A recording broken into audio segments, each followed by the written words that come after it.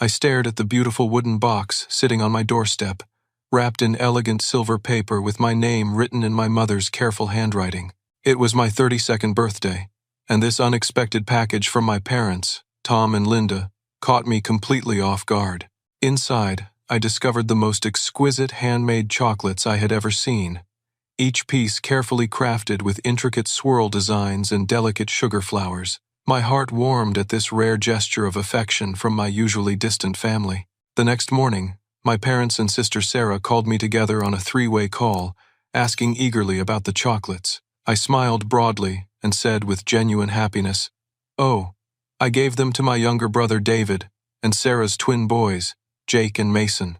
You know how much kids love sweets, and I wanted to share the joy." The line went completely silent before all three voices erupted in absolute panic. "What did you do?" Sarah's voice cracked through the phone speaker with pure terror. My stomach dropped as I heard my mother sobbing hysterically in the background while my father shouted something unintelligible about hospitals and poison control. "Wait, what's wrong?" I demanded, my hands beginning to shake as an icy fear crept through my chest. "They're just chocolates, right? Jerry, you need to get to our house right now," Tom commanded with a trembling voice that I had never heard before. "Don't ask questions, just come immediately." I threw on clothes and raced through the Denver suburbs to my parents' modest ranch house on Maple Street, my mind spinning with horrible possibilities. What could be so dangerous about homemade chocolates? When I burst through their front door, I stopped dead in my tracks.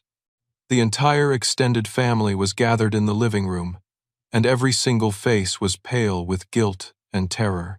Aunt Margaret sat hunched over in the corner recliner, wringing her hands and avoiding my eyes.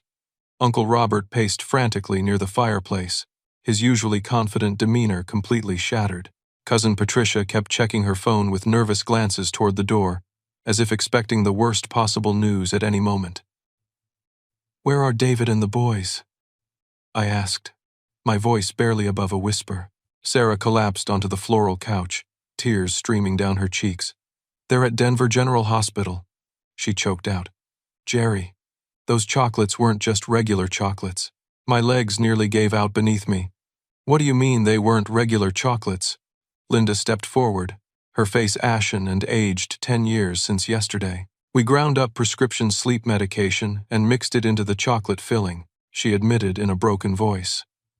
"They were meant for you, Jerry. Only you."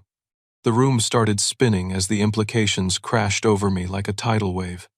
"You drugged the chocolates? Why would you do something like that?" Tom cleared his throat, unable to meet my eyes. "There's an emergency board meeting for Grandpa Walter's construction company today at 3 o'clock. If you miss it, your inheritance rights automatically transfer to the rest of the family according to the bylaws." I stared at my father in complete disbelief. "You were going to drug me unconscious to steal my inheritance." "It wasn't stealing," Sarah protested weakly. "We just thought it would be easier if you weren't there to complicate things. The business is too much responsibility for one person anyway." "How much medication did you put in those chocolates?" I demanded, my voice rising with each word. Uncle Robert stepped forward with a guilty expression. "About 6 doses of prescription sleeping pills per piece. We calculated it based on your weight to keep you unconscious for 12 hours. My blood turned to ice. David weighs 60 pounds less than me, and Jake and Mason are 8 years old. How could you calculate dosages for children?" The horrible silence that followed told me everything I needed to know. They hadn't calculated anything for children because they never expected children to eat the chocolates. They had prepared enough sedatives to knock out a grown man, and now my innocent younger brother and 2 little boys were fighting for their lives because of my family's greed. Sarah's husband, Mark, a lawyer with slicked-back hair and expensive suits, emerged from the kitchen holding a manila folder. "Jerry, we need to discuss your legal options here. The family is willing to help you through this difficult situation, but we need your cooperation." "What kind of cooperation?" I asked, though I dreaded the answer. Mark opened the folder and spread documents across the coffee table. "We've prepared a statement explaining that you're mentally unfit to handle the responsibilities of the family business. There are also affidavits from several family members documenting concerning behavior patterns over the past year." I picked up one of the papers and scanned the fabricated claims. According to these documents, I had exhibited signs of paranoia, financial irresponsibility, and emotional instability. Every family gathering, every casual conversation, every moment of vulnerability had been twisted into evidence against my mental competence. "This is all fake," I said, my voice hollow with shock. "The important thing is helping those children recover." Aunt Margaret finally spoke from her corner chair. "Jerry, if you care about David and the boys, you'll sign these papers and let the family handle the business matters. We don't want to involve the authorities in what was clearly an accident." I looked around the room at these people who shared my blood, who I had trusted and loved my entire life, and realized I was staring at strangers. Worse than strangers. I was looking at people who had calculated how to drug me into unconsciousness, steal my inheritance, and now wanted me to take responsibility for nearly killing 3 innocent family members. "I need to see David and the boys," I said firmly. "That's not a good idea right now," Tom replied quickly. "The doctors said they need rest, and seeing you might upset them. Why don't you sign these papers first, and then we can discuss visitation?" But I was already heading for the door, my mind reeling with the realization that my own family had tried to drug me and were now attempting to manipulate me into giving up everything my grandfather had worked to build. As I reached for the doorknob, Sarah's voice stopped me cold. "Jerry, if you don't cooperate with us, we'll have to tell the authorities that you deliberately gave dangerous chocolates to children. Who do you think they'll believe? A stable family with legal documentation of your mental problems? Or a man with a history of erratic behavior?" I drove to Denver General Hospital with my hands gripping the steering wheel so tightly my knuckles had turned white. The sterile smell of disinfectant hit me as I approached the pediatric ward, where a tired-looking nurse directed me to room 212. Through the window, I saw David lying motionless in a hospital bed, connected to monitors that beeped steadily in the quiet room. Jake and Mason were in the adjoining room, their small forms dwarfed by the medical equipment surrounding them. The sight of their unconscious bodies filled me with a rage so pure and powerful that I had to lean against the wall to steady myself. "Are you Jerry?" asked a woman's voice behind me. I turned to see Dr. Elizabeth Carter, a middle-aged physician with kind eyes and graying hair pulled back in a practical ponytail. She wore scrubs decorated with cartoon animals, clearly designed to put young patients at ease. "I'm David's brother and the boy's uncle," I explained. "How are they doing?"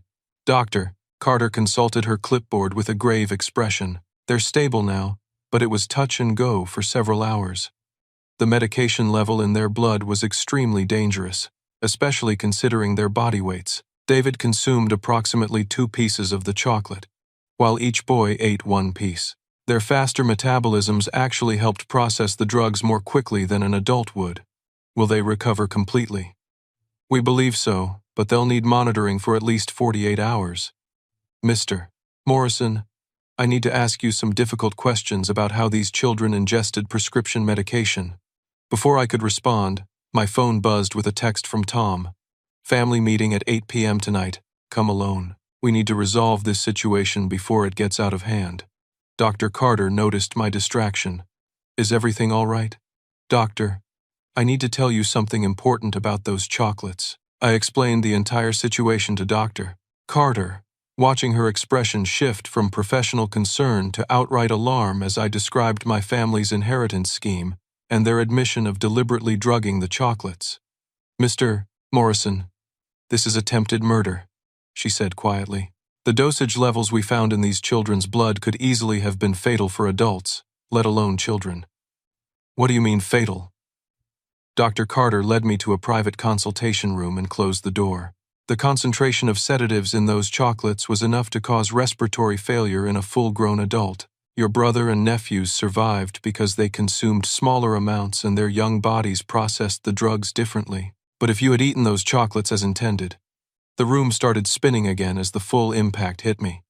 My family hadn't planned to drug me unconscious for a business meeting. They had planned to kill me.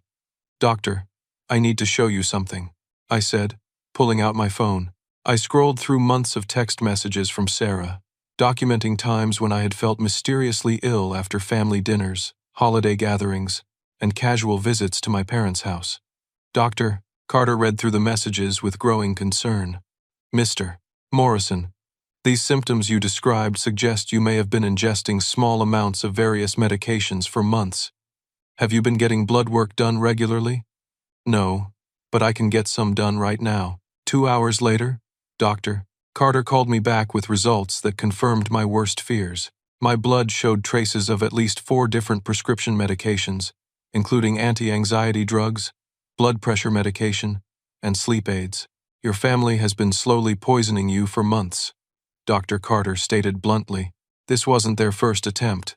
They were building up to something bigger. She connected me with Detective James Morrison, a seasoned investigator with the Denver Police Department who specialized in financial crimes and family violence.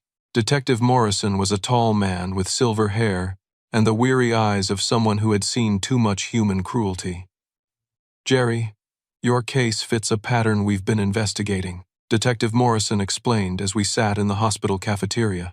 There have been 3 similar inheritance murders in Colorado over the past 5 years. In each case, family members slowly poisoned the heir over time, then escalated to a lethal dose when they needed to finalize the inheritance transfer. You think my family has done this before? I think your family has been planning this for a very long time. Detective Morrison pulled out a thick file folder.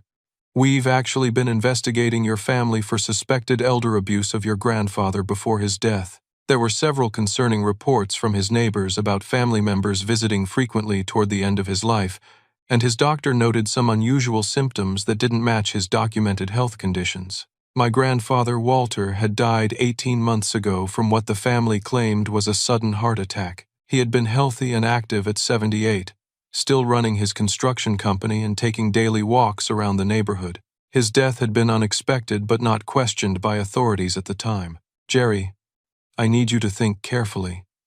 Did your grandfather show any signs of confusion or unusual behavior in the weeks before he died? I remembered visiting Walter 2 weeks before his death. He had seemed tired and disoriented, complaining about feeling dizzy and having trouble remembering conversations. The family had attributed these symptoms to normal aging, but now I wondered if they had been deliberately caused. There's something else. Detective Morrison continued. Your grandfather's lawyer, Frank Hutchinson, has been trying to reach you for months. Your family told him you were traveling overseas and couldn't be contacted. Frank Hutchinson was a respected estate attorney who had handled Walter's legal affairs for over 20 years. If he had been trying to reach me, it meant there was something important about the inheritance that my family didn't want me to know. Mr. Hutchinson left specific instructions that you were to receive a sealed letter immediately upon your grandfather's death, Detective Morrison explained. Your family claimed they would deliver it to you, but apparently, that never happened. We drove directly to Frank Hutchinson's office in downtown Denver. Frank was a distinguished gentleman in his 60s with a white beard and the careful manner of someone who had spent decades handling delicate legal matters. His office walls were lined with law books and family photos that spoke of a lifetime dedicated to protecting people's final wishes. Jerry, I've been worried about you, Frank said as he unlocked a secure filing cabinet. Your grandfather left very specific instructions about his concerns regarding your family's intentions. Frank handed me a sealed envelope with my name written in Walter's familiar handwriting. Inside was a 2-page letter that made my blood run cold. My dear grandson Jerry, if you are reading this, it means I am gone and my fears about our family have likely proven justified. I have reason to believe that Tom, Linda, and Sarah are planning to harm me and eventually harm you to gain control of the construction company and our family assets. Over the past 6 months, I have been experiencing symptoms that I believe are the result of deliberate poisoning. I have documented these incidents and left evidence in safety deposit box number 437 at First National Bank. The key is hidden behind the loose brick in my workshop fireplace. Jerry, trust no one in our family except yourself. They have been planning this for years, and they will not stop until they have everything. I love you, and am sorry to burden you with this knowledge, but you are the only one I can trust to seek justice. Your loving grandfather, Walter. Frank watched my face as I read the letter. Jerry, your grandfather also left instructions that if anything happened to you or if you were declared mentally incompetent, I was to immediately contact federal authorities. He suspected your family's activities extended beyond just local inheritance fraud. What do you mean, federal authorities? Your grandfather discovered that Tom and Sarah have been running similar schemes in Arizona and Nevada. They've been targeting elderly relatives across multiple states, using the same gradual poisoning methods and legal manipulation tactics. I felt the room spinning as the full scope of my family's criminal enterprise became clear. They weren't just greedy relatives trying to steal an inheritance. They were professional predators who had turned murder into a family business. "There's one more thing," Frank said softly. "Your grandfather suspected that your ex-fiancée Amanda was paid to break your engagement and gather information about your personal life. He hired a private investigator who documented several meetings between Amanda and your sister Sarah. Amanda and I had been together for 3 years and engaged for 6 months when she suddenly ended our relationship 2 years ago. She had claimed I was developing a gambling addiction and becoming financially irresponsible, accusations that devastated me because I had never gambled and had always been careful with money. Now I realized those accusations had been planted by my family to isolate me and damage my credibility. As I sat in Frank Hutchinson's office, surrounded by evidence of my family's betrayal, I realized that every major disappointment and failure in my adult life had been orchestrated by the people who were supposed to love and support me. They had systematically destroyed my relationships, my reputation, and my sense of reality, all while planning to murder me for money. But now I knew the truth, and I had allies who believed me. For the first time since receiving that phone call about the chocolates, I felt something other than fear and betrayal. I felt the beginning of determination to fight back. The next morning, I returned to the hospital to check on David and the boys. But Dr. Carter pulled me aside with an expression more grave than I had seen before. "Jerry, I need to share some additional test results with you," she said, leading me to her private office. I ran more comprehensive toxicology screens on all 3 patients, and what I found is deeply concerning. Dr. Carter spread several lab reports across her desk, pointing to highlighted numbers that meant nothing to me but clearly alarmed her. The concentration of sedatives in those chocolates was not just dangerous, Jerry, it was lethal. We're talking about enough medication to cause complete respiratory failure in a healthy adult male. I stared at the reports, trying to process what she was telling me. "But you said David survived because he only ate 2 pieces. That's exactly my point. David consumed approximately 1/3 of a lethal dose. The twins each consumed about 1/6. If you had eaten those chocolates as your family intended, consuming 4 or 5 pieces as a normal person would, you would have died within hours." The weight of this revelation hit me like a physical blow. They weren't trying to drug me unconscious. They were trying to kill me. I'm afraid that's the only logical conclusion based on these dosage levels. Dr. Carter continued explaining the medical evidence, but my mind was reeling with the implications. My family had planned my murder with the same careful attention they might give to planning a birthday party. They had calculated dosages, prepared alibis, and arranged legal documents, all while maintaining the facade of loving relatives. "There's something else you need to know," Dr. Carter said softly. "I've been reviewing your medical history, and I found records of several emergency room visits over the past 18 months, where you came in with symptoms consistent with medication poisoning." She pulled up my medical records on her computer screen. "November of last year, you were treated for severe nausea and disorientation after Thanksgiving dinner. February, you came in with respiratory problems after your birthday celebration. June, you were treated for cardiac irregularities after a family barbecue." I remembered each of those incidents vividly. Each time, I had felt mysteriously ill after family gatherings, but the symptoms had been subtle enough that neither I nor the emergency room doctors had suspected deliberate poisoning. My family had been using me as a test subject, gradually increasing dosages to see how my body would react. "Dr. Carter, this means they've been trying to kill me for over a year." "I believe they were perfecting their method," she replied, "building up tolerance levels, testing different medications, timing the effects. The chocolate delivery was meant to be their final, successful attempt." Detective Morrison arrived at the hospital within an hour of my call. He brought with him Agent Maria Santos from the FBI's Financial Crimes Unit and Agent Kevin Blake from the Federal Task Force on Organized Fraud. "Jerry, your case has attracted federal attention because of the interstate nature of your family's activities," Agent Santos explained. She was a sharp-eyed woman in her 40s with the no-nonsense demeanor of someone accustomed to investigating complex financial crimes. Agent Blake opened a thick file folder containing documents, photographs, and bank records.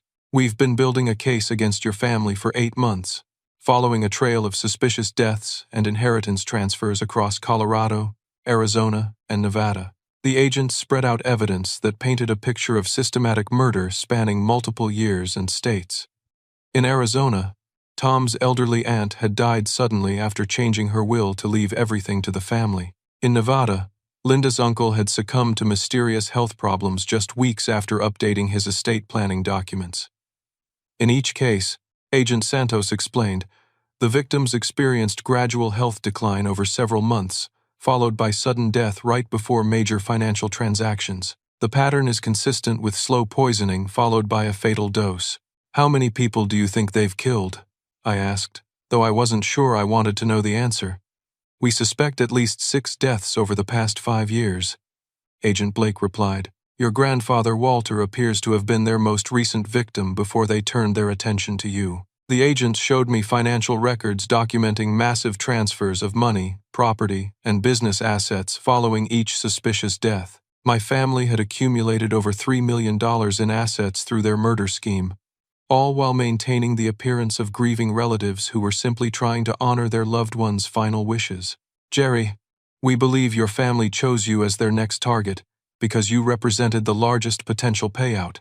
Agent Santos continued. Your grandfather's construction company alone is worth over $4 million, and there are additional assets including real estate, investments, and life insurance policies. But why go through all the elaborate planning with the chocolates? If they wanted me dead, why not just use the same gradual poisoning method they used on Walter?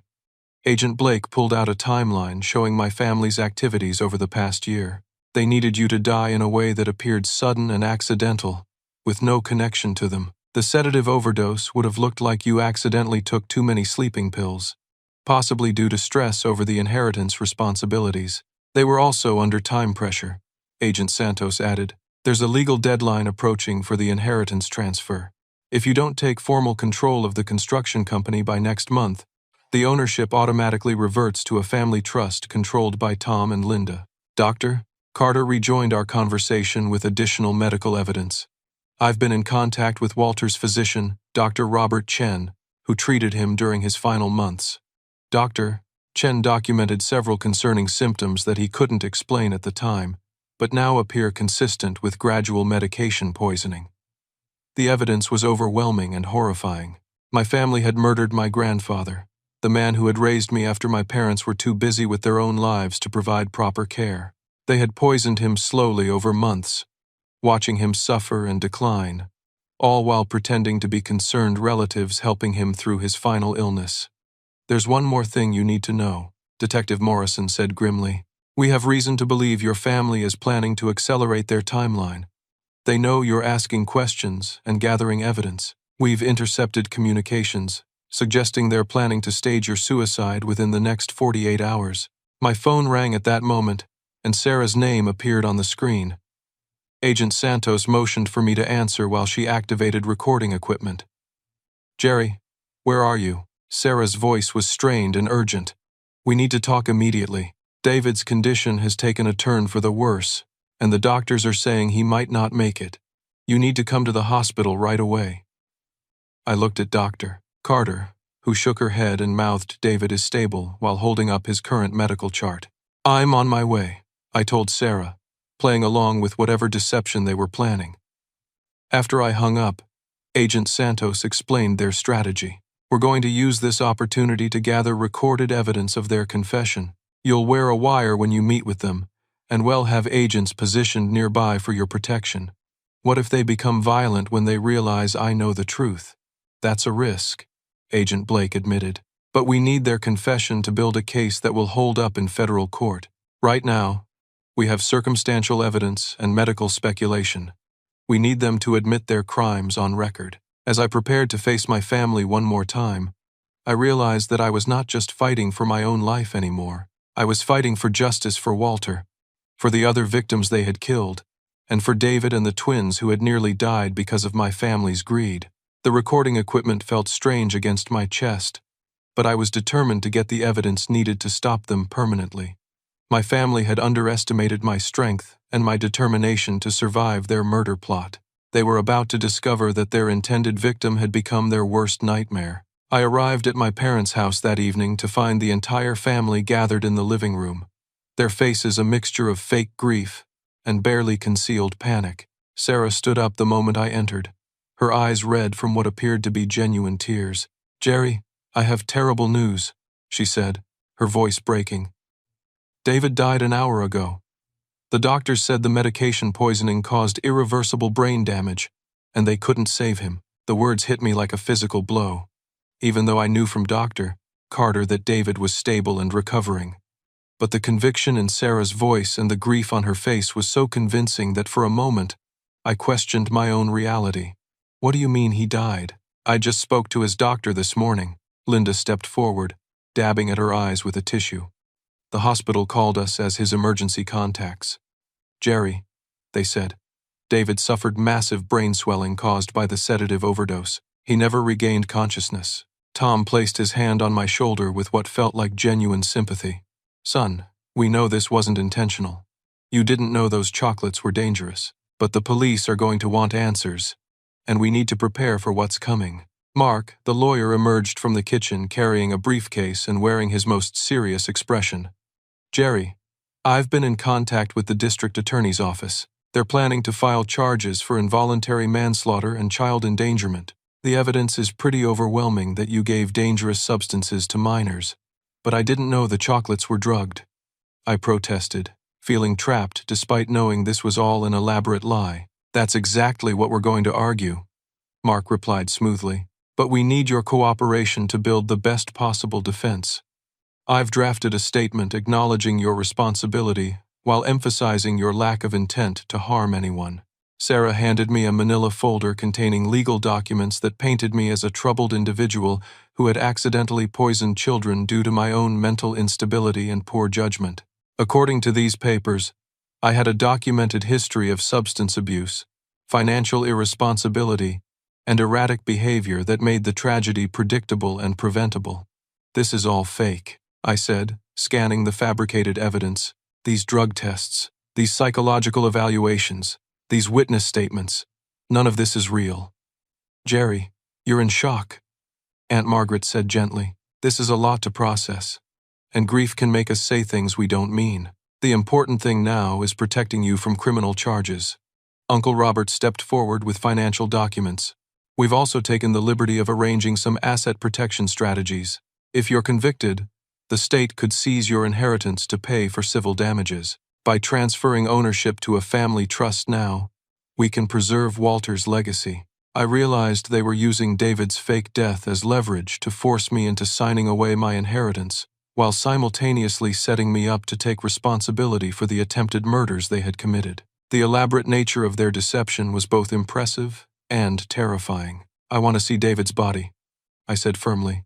An uncomfortable silence filled the room. Linda and Sarah exchanged quick glances before Sarah responded. "The hospital has already transferred him to the funeral home. The medical examiner needed to perform an autopsy because of the suspicious circumstances surrounding his death."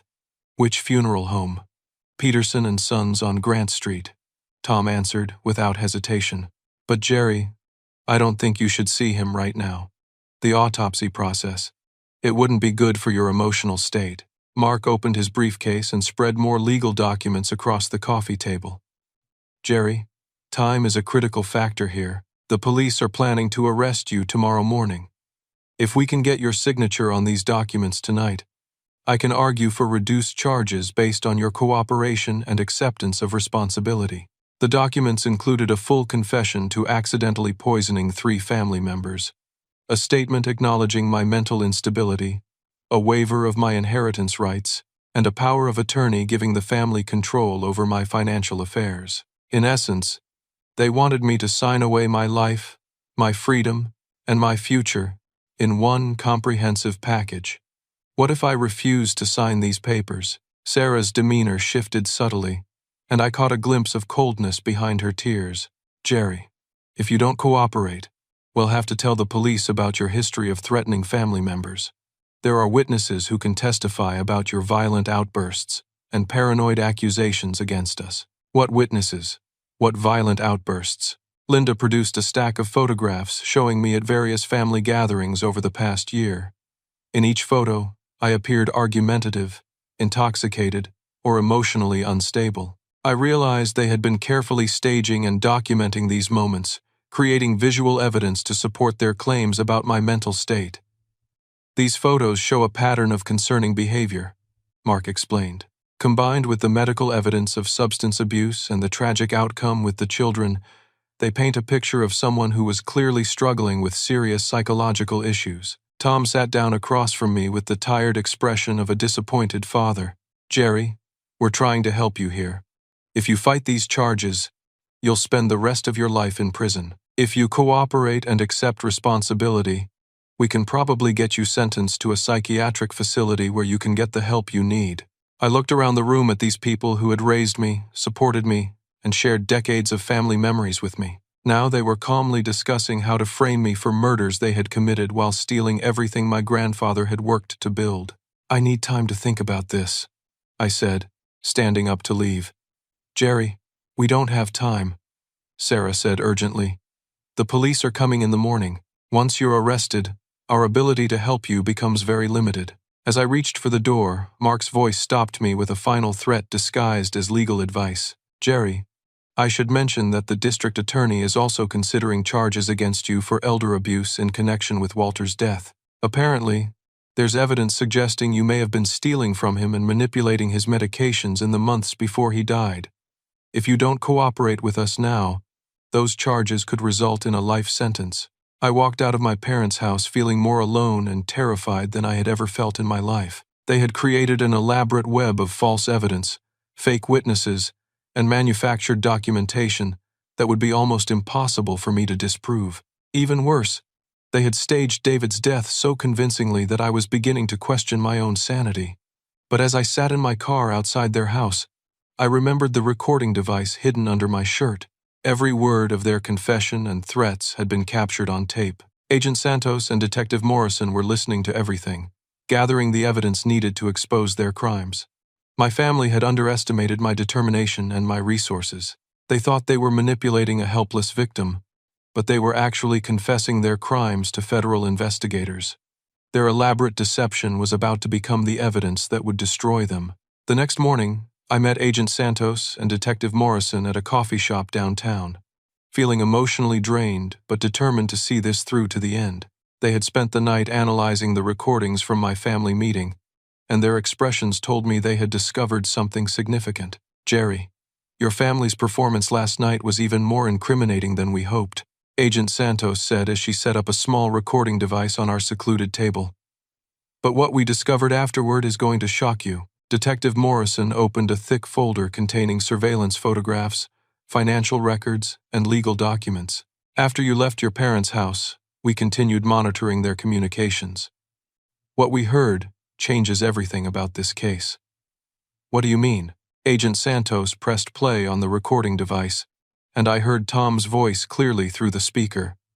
He bought the whole story about David being dead. Frank, you did a great job coaching Sarah on how to cry convincingly.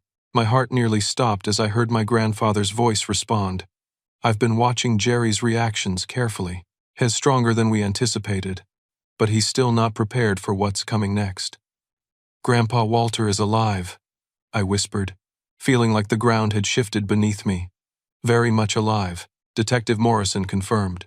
Your grandfather staged his own death 18 months ago after discovering your family's murder plot against him. Has been working undercover with our investigation ever since. Agent Santos showed me photographs taken with telephoto lenses showing Walter moving around a safe house in the mountains outside Denver. He looked healthy, alert, and very much alive, wearing casual clothes and meeting with people I didn't recognize. Walter came to us 2 years ago with evidence that your family was slowly poisoning him, Agent Santos explained. He had been documenting his symptoms, collecting blood samples, and gathering financial evidence of their fraud schemes across multiple states. But why fake his death? Why not just have them arrested? Detective Morrison pulled out a timeline showing the complexity of my family's criminal network. Your family's operation is much bigger than we initially realized, Jerry. They're connected to similar inheritance fraud rings in 6 different states, involving dozens of victims and millions of dollars in stolen assets. Walter's fake death served multiple purposes. Agent Santos continued. It stopped them from killing him. It gave us time to build a comprehensive federal case, and it allowed Walter to work as an undercover operative to gather evidence of their other crimes. Agent Santos showed me recorded conversations, photographed documents, and financial records that Walter had collected over the past 18 months. The evidence revealed a sophisticated criminal enterprise that included forged wills, manipulated medical records, bribed officials, and coordinated murder plots spanning multiple years. David and the twins are also safe, aren't they? I asked, though I was beginning to suspect the answer. They're perfectly fine, Detective Morrison confirmed. They're staying at a secure facility run by Child Protective Services while we complete the investigation. David has been helping us document the family's threats and manipulation tactics he experienced over the years. Agent Santos played another recording, this time of David's voice, explaining how the family had forced him to participate in their schemes by threatening to hurt Jake and Mason if he didn't cooperate. His testimony revealed years of psychological abuse, financial manipulation, and carefully planned criminal activity. David never ate any drugged chocolates, Agent Santos explained. The family gave him and the boys harmless candy that looked similar, then coached them to pretend they were unconscious when paramedics arrived. They were taken to the hospital as part of the deception, but they were never actually in danger. I felt a mixture of relief and rage as the full scope of their manipulation became clear. They had used my love for David and the children to control my reactions and force me into making desperate decisions. There's more, Detective Morrison said grimly. We've also been investigating your ex-fiancée Amanda's involvement in their scheme. He showed me bank records documenting payments from Sarah to Amanda totaling over $15,000, spread across multiple transactions over the past 2 years. There were also photographs of Amanda meeting with family members and recordings of phone conversations where she reported on my activities and emotional state. Amanda was essentially a spy gathering intelligence about your vulnerabilities and relationships, Agent Santos explained. The family used that information to isolate you from potential support systems and manipulate your psychological state. But then Detective Morrison surprised me with additional evidence. However, Amanda came to us 6 months ago with concerns about what the family was asking her to do. She's been wearing a wire and gathering evidence for our investigation since then. I stared at the documents in disbelief. Amanda has been working with you. She realized she was participating in something dangerous when Sarah asked her to plant listening devices in your apartment and steal copies of your personal documents. Agent Santos explained. Amanda may have initially been motivated by money, but she drew the line at activities that could result in serious harm to you.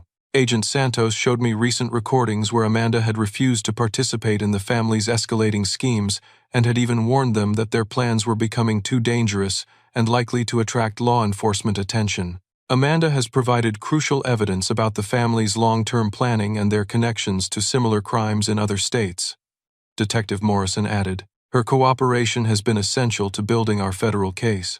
As we sat in that coffee shop reviewing months of evidence, I realized that Walter, Detective Morrison, Agent Santos, Amanda, and even Dr. Carter had been working together to protect me and build a case against my family's criminal enterprise.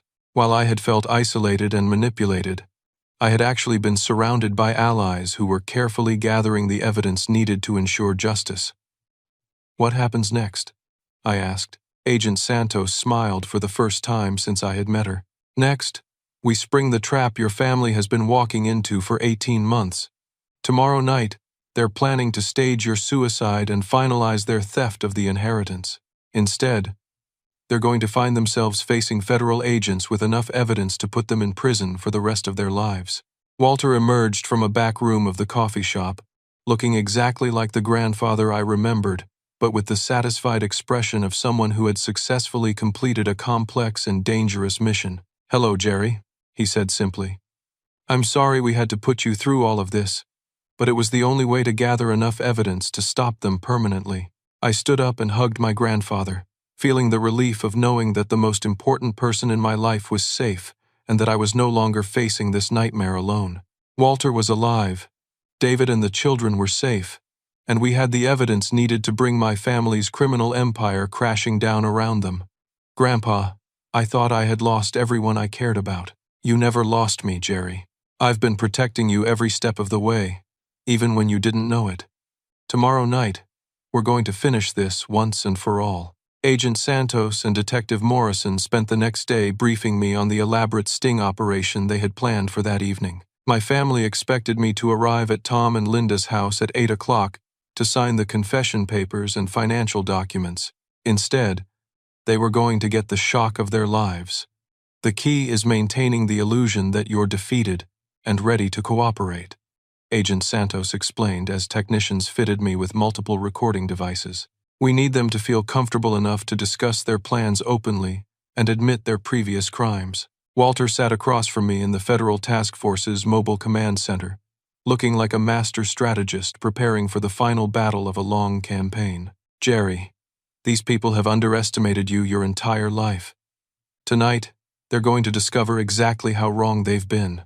At 7:55, I knocked on my parents' front door, carrying the legal documents they expected me to sign and wearing the expression of someone who had been completely broken by recent events. Sarah answered the door with red-rimmed eyes and a sympathetic smile that I now recognized as completely false. Jerry, I'm so glad you decided to cooperate, she said, leading me into the living room, where the entire family was assembled exactly as they had been the night before. Tom stood up and embraced me with what felt like genuine paternal warmth. Son, I know this is difficult, but you're making the right choice for everyone involved. Mark, the lawyer, had prepared an elaborate signing ceremony, complete with notarized documents and multiple witnesses. As I sat down at the coffee table surrounded by my family, I realized they were all performing their roles in what they believed was the final act of their long con. Before we begin, I said, looking around the room at each of them, I want to understand exactly what happened to David and the children. I need to know the truth so I can live with my conscience. Linda and Sarah exchanged glances before Linda responded with practiced grief.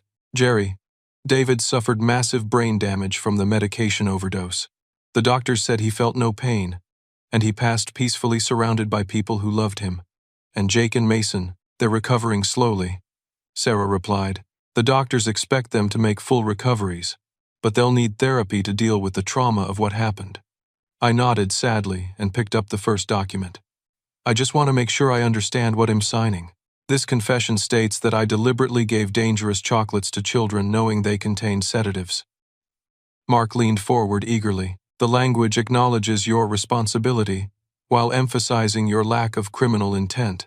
It's the best deal we're going to get from the prosecutor, and this financial document transfers all of my inheritance rights to a family trust. It protects the assets from civil lawsuits and criminal forfeiture, Uncle Robert explained. If you're convicted, the state could seize everything Walter worked to build. This way, his legacy stays in the family. I pretended to read through the documents carefully, while the hidden recording devices captured every word of their explanations and justifications. They were so confident in their manipulation that they spoke openly about their plans and previous crimes. You know, Tom said conversationally, your grandfather would be proud of how you're handling this situation. Walter always said family comes first, and you're proving that by protecting everyone else. That was my cue. I looked up from the documents with confusion. It's funny, you should mention Grandpa Walter. I was just thinking about him. The room went completely silent. I could see the color draining from Linda's face as she realized what I might be implying. Jerry, Sarah said carefully, why are you thinking about Grandpa Walter? Because he's standing right behind you. Walter stepped through the front door that Agent Santos had quietly unlocked, looking exactly like the man they thought they had murdered 18 months earlier. The expressions on my family's faces shifted through disbelief, terror, and panic as they realized their elaborate scheme was collapsing around them. Hello, Tom, Linda, Sarah, Walter said calmly. I think we need to have a conversation about some chocolates. Linda actually screamed and fell backward over her chair. Tom's face went white as he stared at his father-in-law who was supposed to be dead and buried. Sarah tried to run for the back door, but Agent Santos and Detective Morrison entered from the kitchen, blocking her escape. Federal Bureau of Investigation, Agent Santos announced. displaying her badge. "Nobody move. You're all under arrest."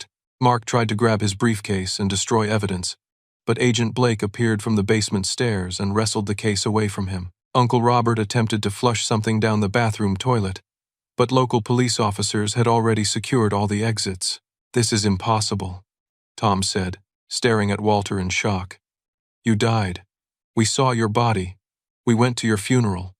Walter smiled grimly. "You saw the body of a homeless man who died of natural causes and bore a passing resemblance to me. These are recorded conversations planning Jerry's death." He played a recording of Tom's voice discussing optimal sedative dosages for someone of my weight and body type. Then Linda's voice calculating how long my body would need to be undiscovered for their alibi to work. Then Sarah's voice discussing how to manipulate the inheritance transfer documents.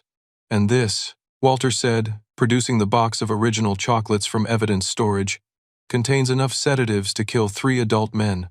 The dosage calculations in your handwriting, Tom, are particularly incriminating." Tom finally broke down as the weight of evidence overwhelmed him. "Dad, you have to understand. We needed that money. The business was failing. We had debts. The kids needed college funds. Jerry would have wasted everything on his stupid projects. So you decided to murder your own son. We thought it would look like an accident." Tom protested desperately. Nobody was supposed to get hurt except Jerry, and he would have just gone to sleep and not woken up. Linda started crying hysterically. "We never meant for David and the children to eat those chocolates. That was Jerry's fault for giving them away. David and the children were never in danger," Walter revealed. "They ate harmless candy and pretended to be unconscious as part of our investigation. They're perfectly safe. Sarah's last desperate attempt at manipulation was to appeal to my emotions. Jerry, you can't let them arrest your own family. We're blood relatives. Family protects family." I looked at this woman who had helped plan my murder, who had manipulated me for years, who had tried to frame me for crimes she committed, and I felt nothing but pity for her complete lack of understanding. "Sarah, you stopped being my family the moment you tried to kill me for money. As federal agents led my family away in handcuffs, I realized that the nightmare was finally over. The people who had raised me were criminals who had never loved me, but I was surrounded by real family now. Walter, who had risked everything to protect me, Detective Morrison, and Agent Santos, who had worked tirelessly to ensure justice. Amanda, who had found the courage to do the right thing despite her mistakes, and David, who had endured years of abuse to help expose their crimes. The recording devices had captured everything we needed for federal prosecution. My family's criminal enterprise was finished, and I was finally free to build a life based on trust, honesty, and genuine relationships. 6 months later, I sat in the federal courthouse in Denver, watching as Judge Patricia Williams delivered the final sentences in United States v. Morrison. The courtroom was packed with victims, investigators, and family members who had been affected by my family's criminal enterprise. Tom received 25 years in federal prison for conspiracy to commit murder, racketeering, and financial fraud across multiple states. The judge noted that his leadership role in the organization and his complete lack of remorse warranted the maximum sentence allowed under federal guidelines. Linda was sentenced to 20 years for accessory to attempted murder and conspiracy charges. Her tearful pleas for mercy fell on deaf ears after prosecutors played recordings of her discussing optimal poison dosages and cleanup procedures. Sarah received 18 years for identity theft, conspiracy, and child endangerment. The judge was particularly harsh in condemning her manipulation of her own children as props in the family's criminal schemes. Mark, the lawyer, lost his license permanently and received 15 years for conspiracy, evidence tampering, and abuse of his position as an officer of the court. The State Bar Association launched additional investigations into his other clients' cases. Uncle Robert and Cousin Patricia each received 10 years for their roles in the financial fraud and money laundering operations. The prosecution had evidence linking them to similar schemes dating back over a decade. But the most satisfying moment came when federal prosecutors revealed the full scope of restitution my family would be paying. Assets totaling over $8 million were recovered from hidden accounts, offshore investments, and property purchases made with stolen money. Every victim of their schemes would receive full compensation, with additional damages for pain and suffering. I stood up as Judge Williams addressed me directly. Mr.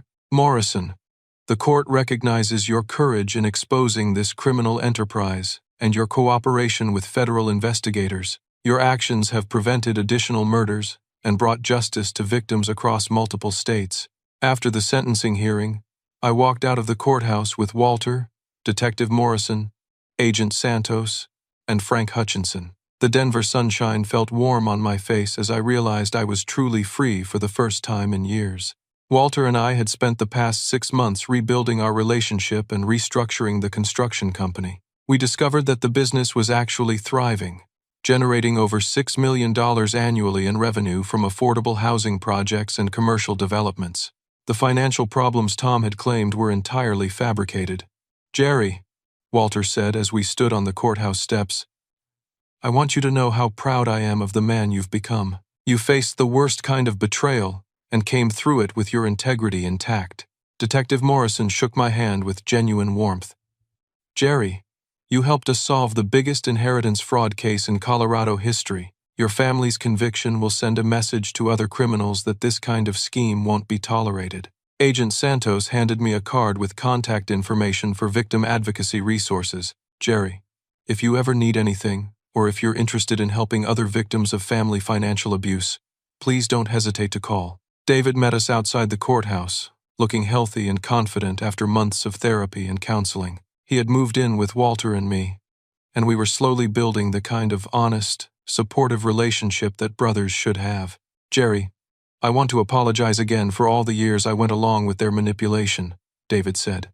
"I was scared and confused, but that doesn't excuse my participation. David, you were a victim just like I was. What matters is that we're building something better now." Jake and Mason had been placed with wonderful foster families who were helping them recover from the trauma of being used as pawns in their parents' criminal schemes. We maintained regular contact, and they were gradually learning to trust adults again. Amanda had contacted me several months earlier to apologize for her role in the family's manipulation. While we didn't restart our romantic relationship, we had developed a friendship based on mutual respect and shared commitment to healing from our experiences. "Jerry, I'll never forgive myself for taking money to spy on you," Amanda had told me during one of our conversations, "but working with the FBI to expose their crimes was the most important thing I've ever done." Dr. Carter had become not just a medical professional but a trusted advisor who helped me understand the psychological impact of years of manipulation and gaslighting. Through therapy, I learned to recognize healthy relationships and set appropriate boundaries with people in my life. The most meaningful change was what Walter and I did with the construction company. We established the Morrison Foundation for Elder Abuse Prevention, using company profits to fund educational programs, support services, and legal assistance for elderly victims of family financial abuse. Every elderly person deserves to live with dignity and security. I told the local newspaper when they featured our foundation, nobody should have to fear that their own family members are planning to harm them for money. We also created educational materials for families about recognizing signs of financial elder abuse and resources for reporting suspicious activities. The Foundation's website received thousands of visits from people concerned about elderly relatives or seeking help for their own situations. Frank Hutchinson helped us establish legal protections to ensure that future inheritance disputes would be handled transparently and ethically.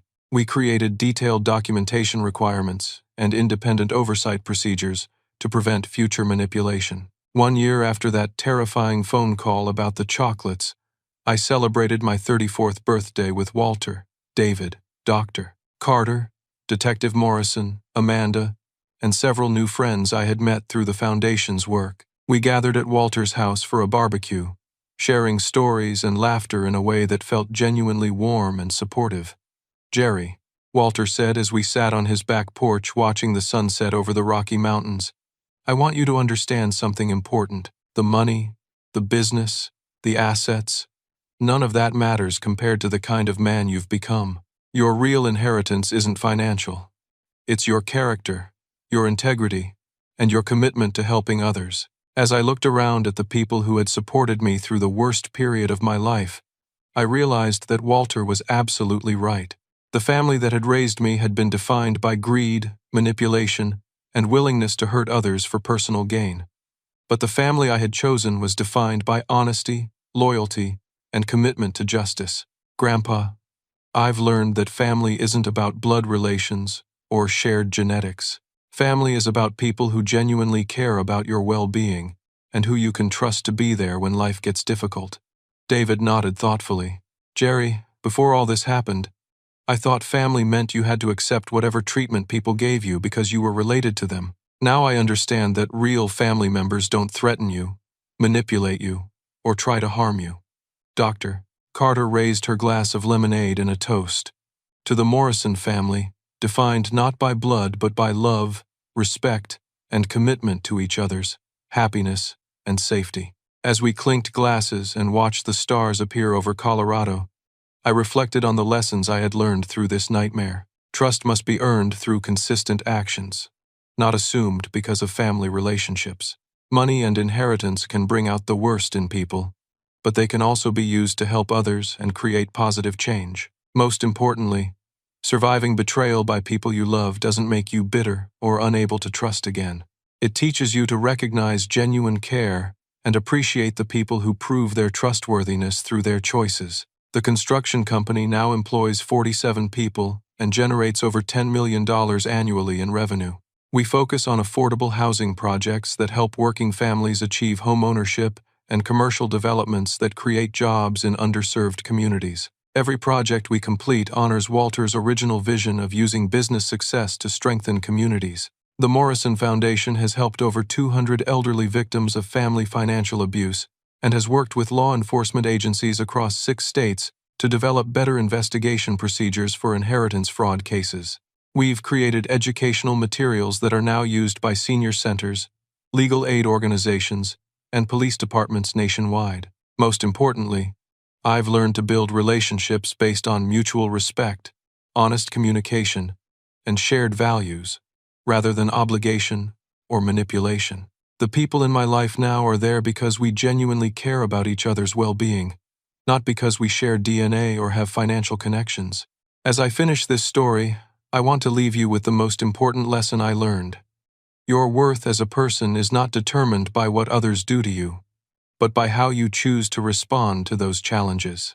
When people try to manipulate, control, or harm you, you have the power to refuse their definitions of who you are and what you deserve. If you're dealing with toxic family members, manipulative relationships, or people who try to control you through guilt and obligation, please know that you deserve better. Real love doesn't involve threats, manipulation, or attempts to control your life choices. You have the right to set boundaries, demand respect, and choose relationships that support your growth and happiness. Trust your instincts when something feels wrong, even if you can't immediately prove what's happening. Document concerning behaviors, reach out to professionals for help, and remember that protecting yourself isn't selfish, it's necessary. Family should be your source of strength, support, and unconditional love. If the people in your life aren't providing those things, you have the right and the responsibility to find people who will. Before I sign off, I want to ask you something important. Have you ever experienced manipulation or betrayal from someone you trusted completely? How did you rebuild your ability to trust others while still protecting yourself? Share your thoughts in the comments below, because your experiences might help someone else who's struggling with similar challenges. If this story resonated with you, please hit the like button. Subscribe to hear more stories about overcoming family betrayal and finding your strength, and share this with someone who might need to hear that they're not alone in facing toxic family dynamics. Thank you for listening to my story, and I hope it reminds you that no matter how dark things get, you have the power to fight back, seek justice, and build a better life surrounded by people who truly care about you. Trust yourself, protect your well-being, and never give up hope that better days are ahead.